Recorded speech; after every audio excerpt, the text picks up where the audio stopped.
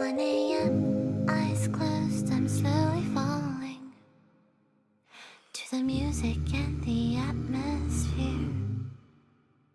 Now and then I feel lights fading softly all over me, and I remember last year when I was alone in my bed with all these thoughts in my head and living silently inside.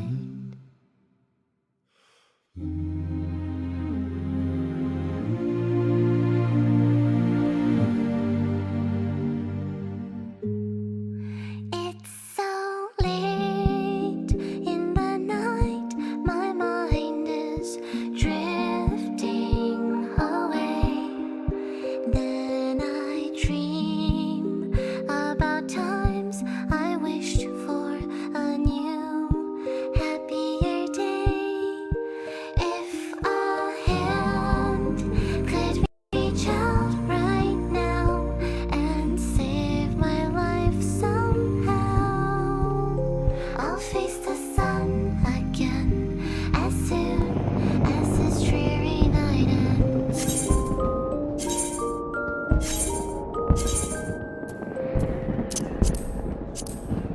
Don't wanna go down like this. My head's in a place that I don't miss.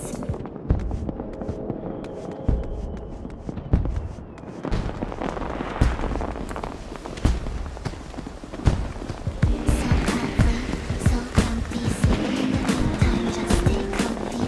Once everything's said and done, I know I'll be okay, I will overcome. I'm hoping I'm here.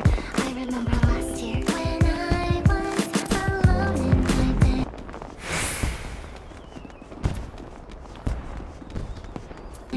Unhappy thoughts in my head and living silently inside. Just keeping all to myself. Wished I could be somewhere else when I could only hide. It's so late in the night, my mind is drifting away. Then I dream about times I wished for a new, happier day. If a hand could reach out right now and save my life somehow, I'll face the sun again as soon as this dreary night ends.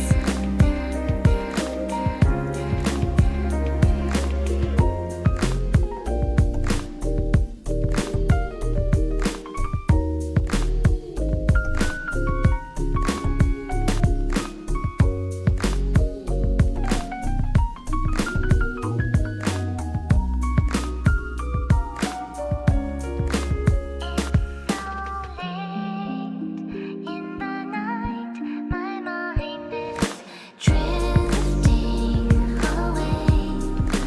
Then I dream about times I wished for a new, happier day. If a hand could reach out right now and save my life somehow, I'll face the sun again as soon as this dreary night ends. I'll face the sun again as soon as this dreamy night ends.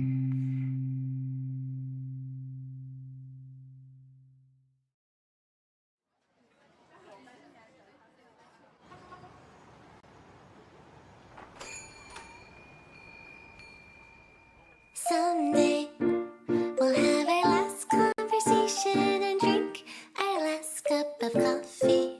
Someday we might be 80 and think about the different things we used to say. All the memories of you will just become a ghost of a smile caught in the wind. Someday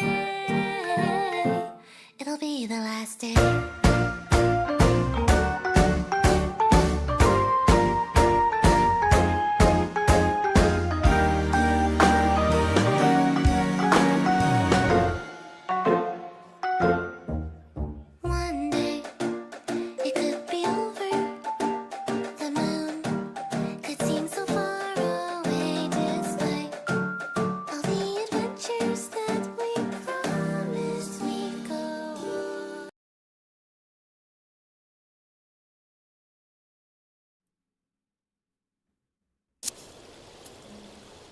not forget. Oh, never mind. I glitched the game. Hello, Stardust. Welcome to stream.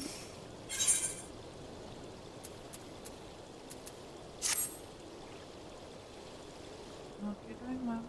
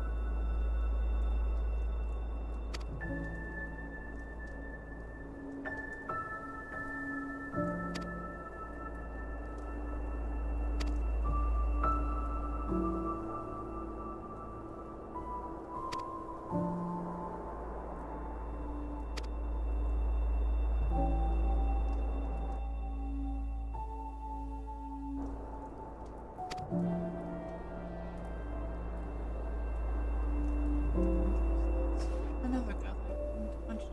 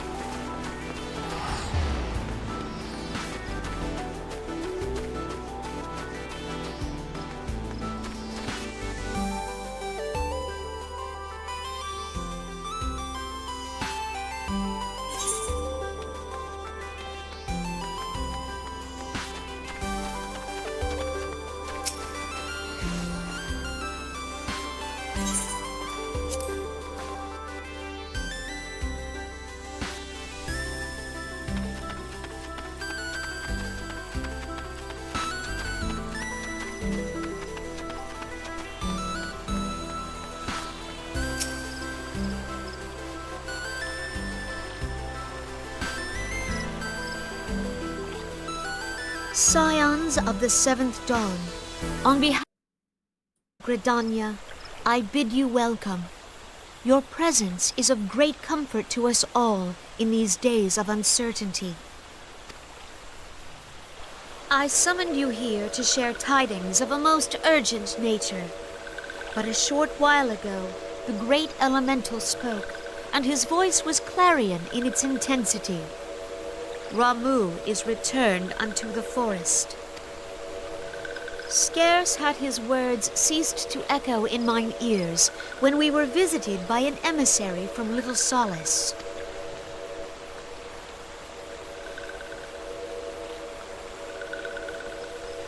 Our guest informs us that the sylphs too have sensed the presence of the Lord of Levin. Though his exact whereabouts remain unknown, we may safely assume that the primal was summoned within the heart of the Sylphlands. Unlike the other primals you have encountered, Lord Ramu is no raging avatar of destruction. He is revered as much for his wisdom as his strength, serving as both arbiter and guardian to his children. Given that we and the Sylphs found a way to share the Twelves Wood, it is my hope that this sagely immortal will be amenable to reason, and that conflict may be avoided. Blessed as you are with the power of the Echo, you are one of the few among us who may commune with a primal without fear of influence. I would ask, therefore, that you represent us. The Twelveswood has suffered enough. Upon this, we and the Sylphs, and I would venture Lord Ramu himself, are in perfect accord. Let us not endanger our shared home by Dear friend, I beseech you, safeguard the peace which exists between our peoples.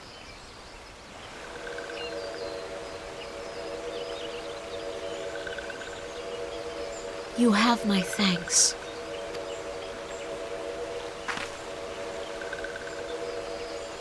Pray make for little solace, then.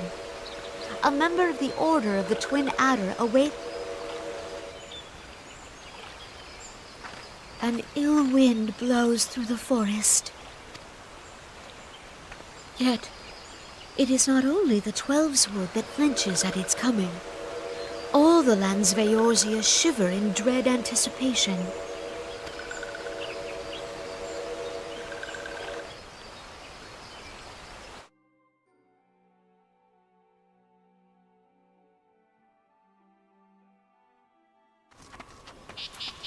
I do not know.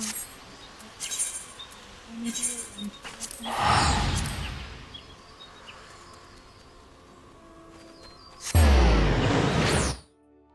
Violence solves problems faster than words.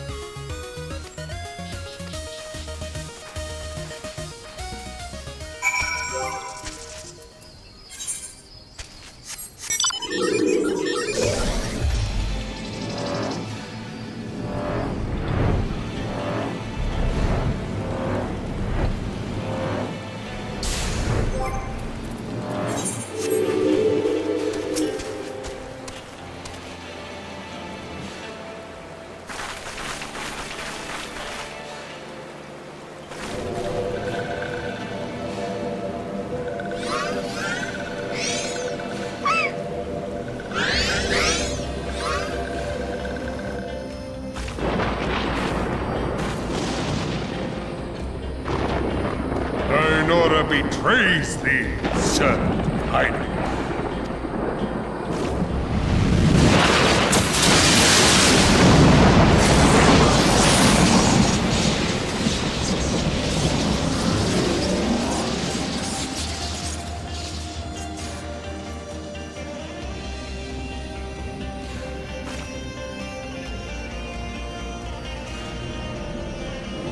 Thou art the bringer of light, bane of Ifrit, Titan, Garuda, and Leviathan.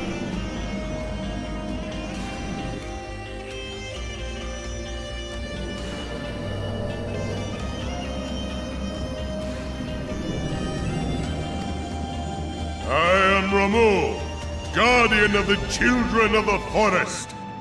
Thou tramplest upon sacred soil, bringer of light. By what right doth man intrude in this sanctuary of the sylphs? The Gridanians proffer peace? Their words are born of delusion, thine offer an insult. Thou speakest of harmony, yet carest naught for my children's desires. They did but wish to dwell beneath these boughs in solitude. Yet even that was too much to ask of man. Thus did they turn to me for succor. The sentence I pronounce upon thy kind is just. Gridanian or Garlean, it matters not. The good intent of one excuseth not the misdeeds of the other. Thy conflicts have brought naught but anguish and misery unto the forest. All blame doth lie with the darkness that resideth in the breast of man. Whence sprung this calamitous seed? In the beginning no such duality existed. Were light and dark given form when man was born? It would explain much. Not least why strife and sorrow follow ever in thy wake. Thou canst not deny the urgings of thine own nature. Knowing that thy mere presence here portendeth tragedy, wilt thou persist in this pretense of peacemaking?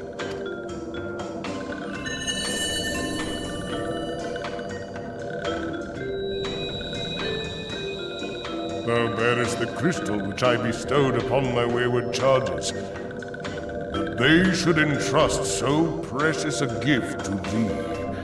Thou standest apart from thy kin.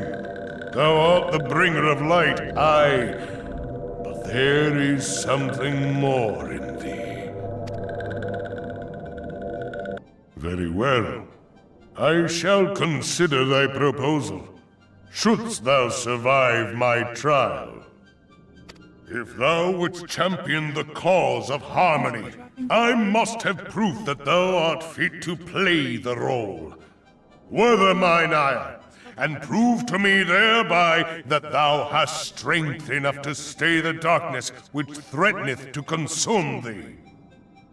Thank you for dropping by, and I'm certainly enjoying ARR. Rome Reborn so far, and probably continue enjoying it. Yet if thou shouldst be found wanting, know that all men shall perish in the storm of my judgment.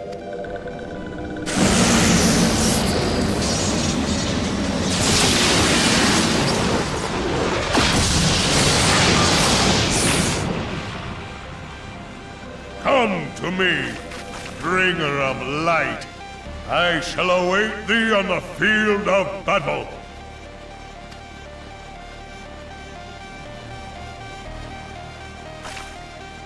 Urianger, it is rare indeed to find you so far from a tome.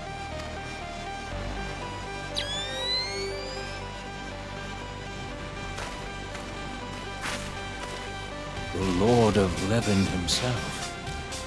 Never till this day had I looked upon his visage, save in painted renderings made faint by time. Ever shall this scene remain etched in my mind's eye. Beg pardon, my lady.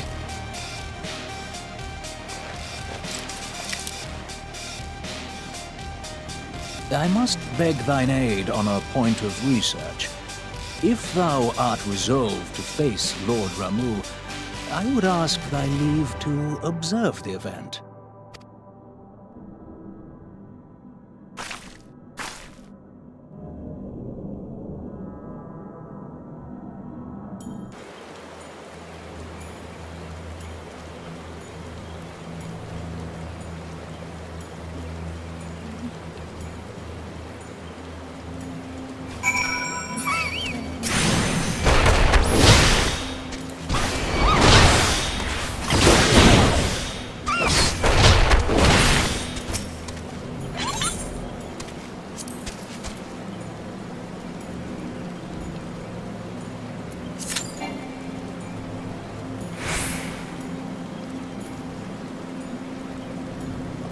Same thing I've done before.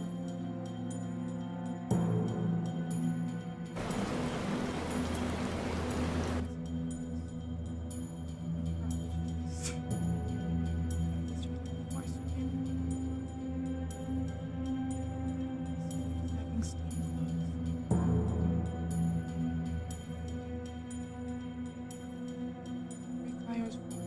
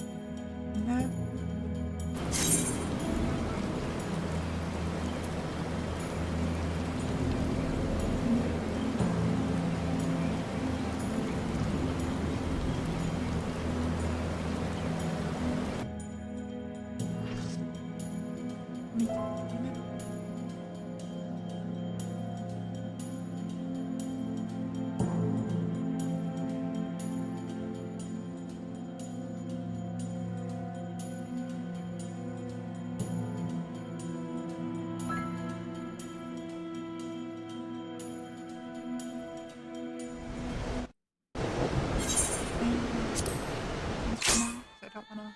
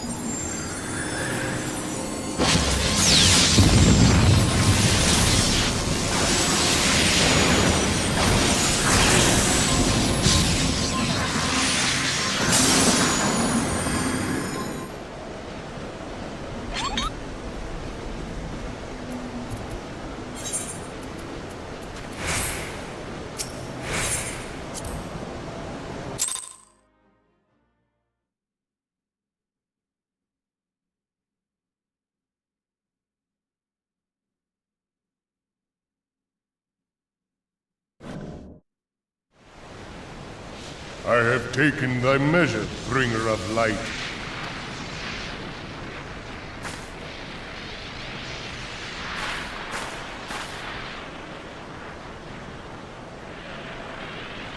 And I judge thee a worthy champion.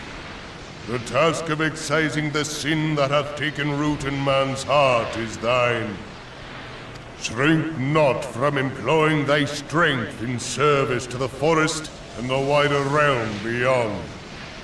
Like hungering shadows do the enemies of harmony gather, and meekness will but feed them. If man is to be delivered from the dark, it shall be by thy guiding light alone. Stray not from the path, for if thou dost, thy people shall be truly lost.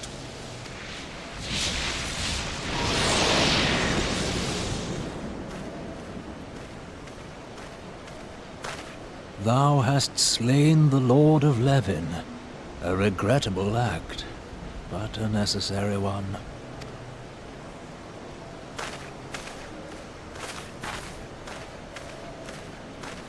In witnessing thy struggle, a truth hath been revealed unto me. If I mistake not, it may yet prove a chink in the eternal armor of the Assyrians. But let us conclude our present business. I shall expound upon my findings at the Rising Stones anon.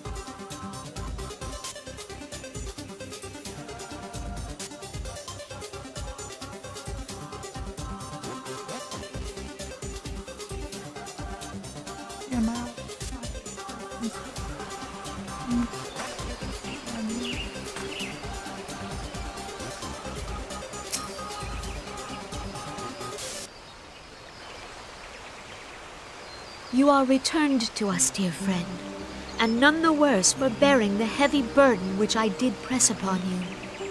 Most glad am I of this. I am informed that your efforts to negotiate a peace with Lord Ramu ended in conflict. Pray tell me, what befell?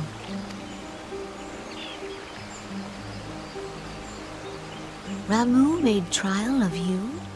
I fear there is truth to his claim. It is the darkness within us that attracts the darkness without.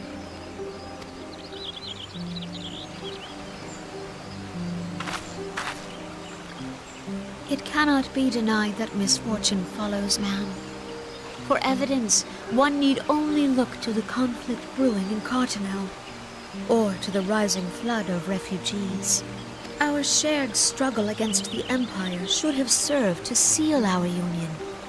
Yet the ties which bind the alliance strain under the weight of gross self-interest.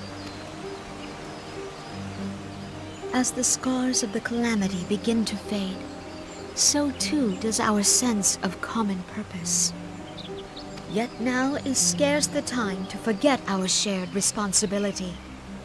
If this new-sprung realm is to survive beyond its infancy, it must needs be nurtured by all. Eorzea must be as one, yet I fear that dream is still far off.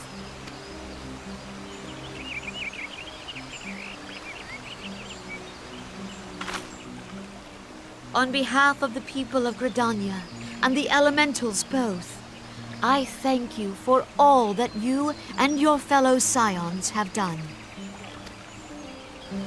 Full oft have I been compelled to look to you for aid of late, and offered all too little in return.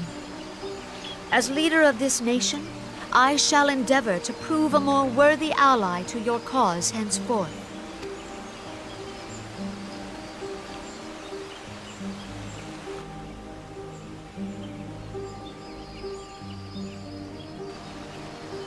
Lord Ramu has departed, yet the keening of this ill wind grows no less insistent.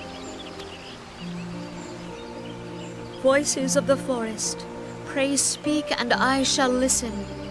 What unseen evil begets this unease in my heart?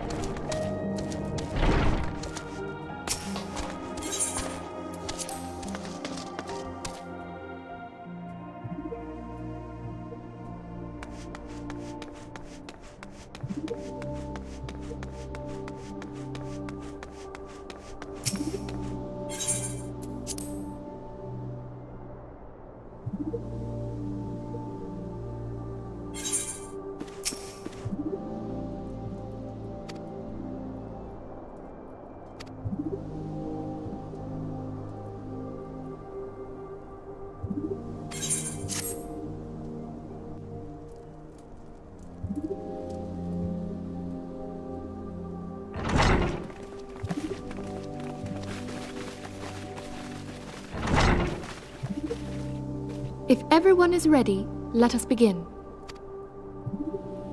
Urianger, the floor is yours.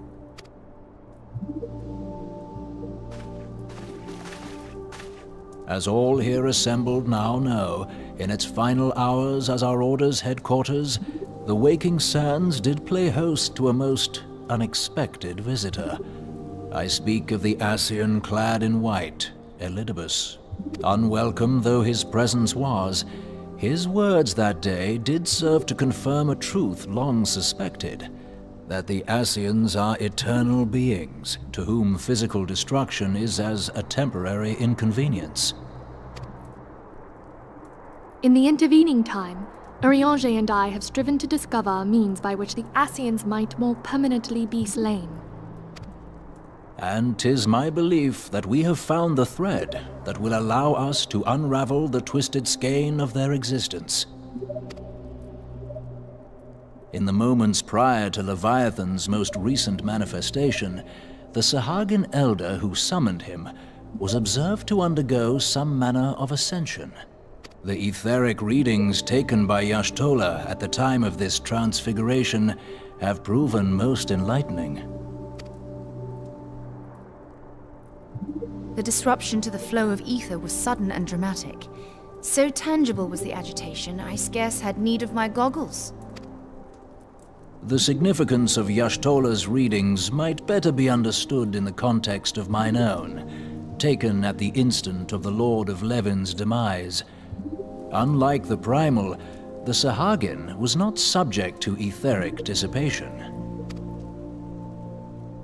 Before discussing our new discoveries, it may benefit us all to recall what we know of etheric behavior.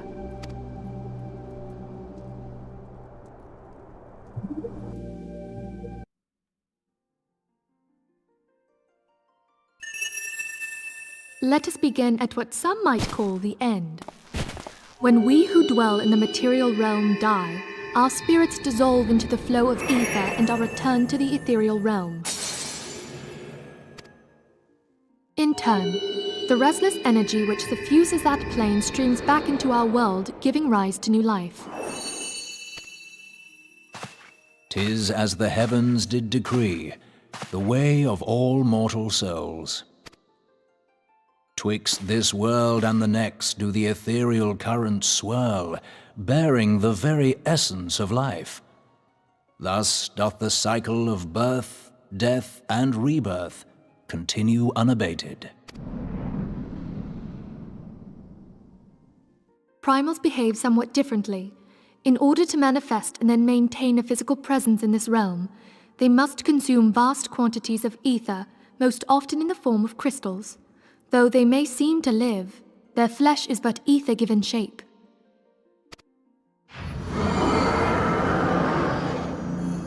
Thus, a defeated primal leaves behind no broken corpse. Rather, the essence of its form seeps back into the land whence it came, and the energy of its shattered spirit is called back to the ethereal realm. And there it waiteth, till next the prayers of the faithful do draw it forth from the sea of ether, to take their offering of crystals and make for itself a new body.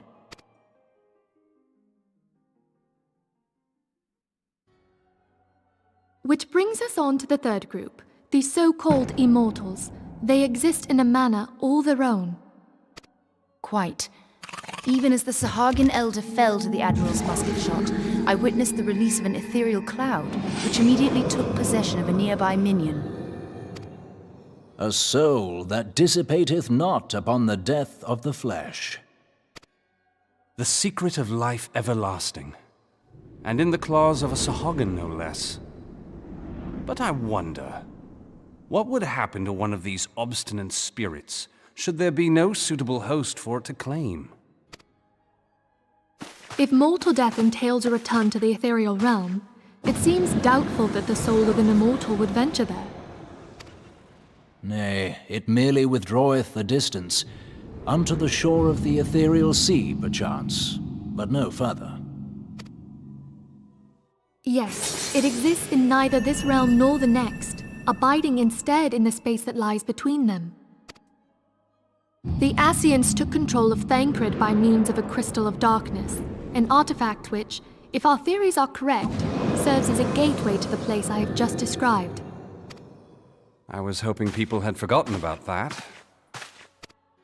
I am sorry, my friend. For a mercy, the weary road of our research hath brought us unto an answer. The The Sahagin ascended to an immortal state, but he did not possess a crystal of darkness through which to flee this realm. Thus was he consumed by Leviathan. If we could entrap the spirits of defeated Ascians in like manner, and thereby deny them resurrection...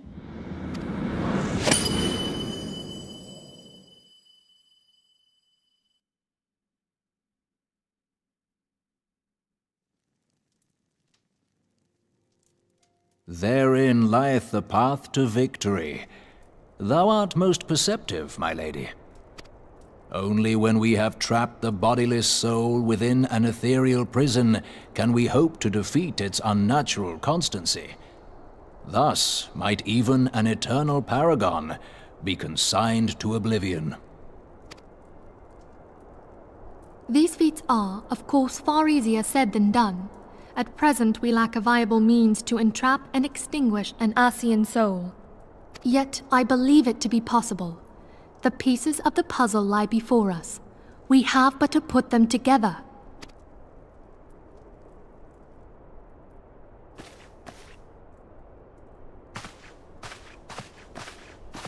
I will depart at once to convene with the sages of Sharlayan.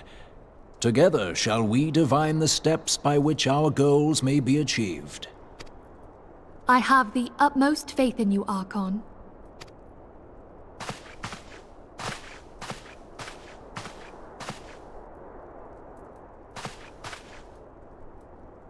Beg pardon, antecedent, but I would raise one final matter. Even now, a Sharlayan survey party seeketh to ascertain the fate of the students of Baldessian. Their findings shall soon be known to us. Though you harbor feelings of dread, I bid you surrender not to sorrow, but abide instead in hopeful prayer. I shall, Archon. Thank you.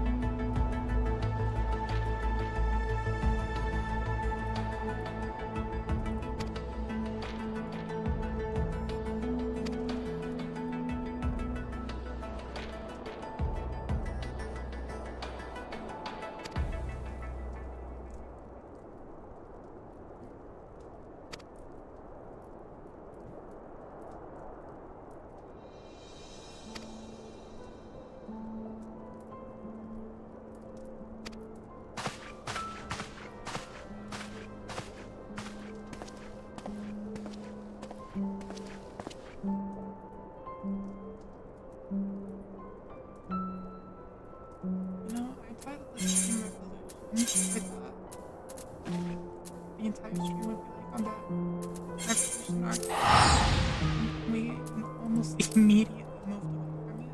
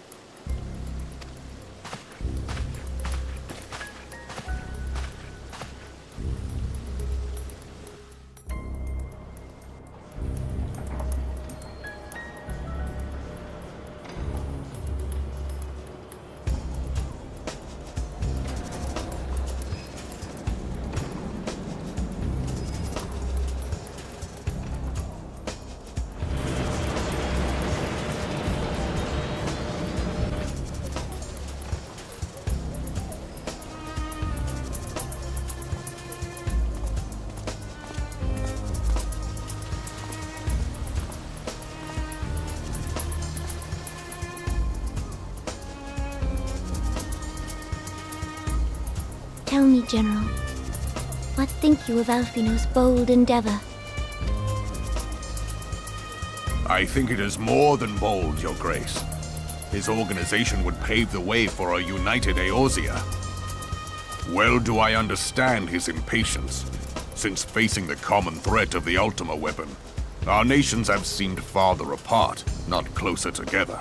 Considering the many problems we face, should we not be glad that someone else is taking the initiative? We have all pledged our cooperation, yet the grumbling continues behind closed doors. Ul'dah is not alone in her duplicity. I myself have doubts as to the good this organization will achieve. With the inclusion of the finest soldiers of the 3 grand companies, it promises to be a fearsome military body. But whom will it serve? Even under the watchful gaze of the Scions, it is not unthinkable that such a force could perpetrate a great wrong. Does it not concern you that a significant proportion of its financial backing came from the coffers of the Syndicate? That those unprincipled worms might forge this extraordinary gathering of warriors into a private army? I have trust in the Scions, Your Grace. They have spared us no end of trouble at the hands of the Primals. If they seek reinforcements, I deem it unwise to deny them. As for their finances, full many gave generously. And though our nobles proffered a sizable sum, their coin did not spill from the pockets of Lolorito and his cronies. And what of the presence of our stalwart adventurer friend in this endeavor? I doubt the Warrior of Light would betray our cause.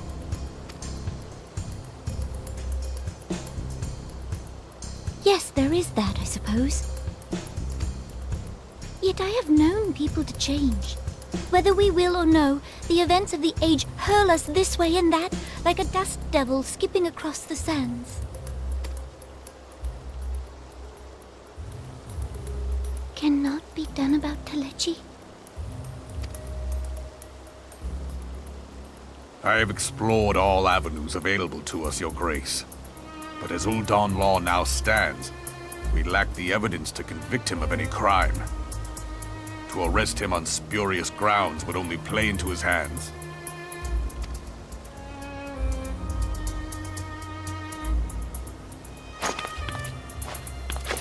He has all but committed treason, and yet we can do nothing?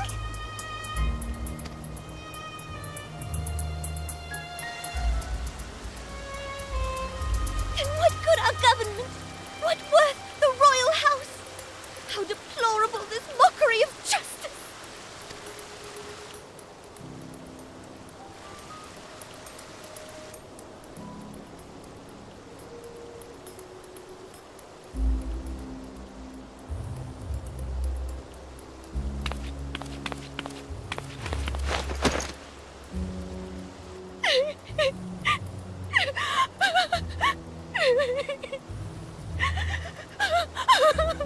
Have faith, Your Grace.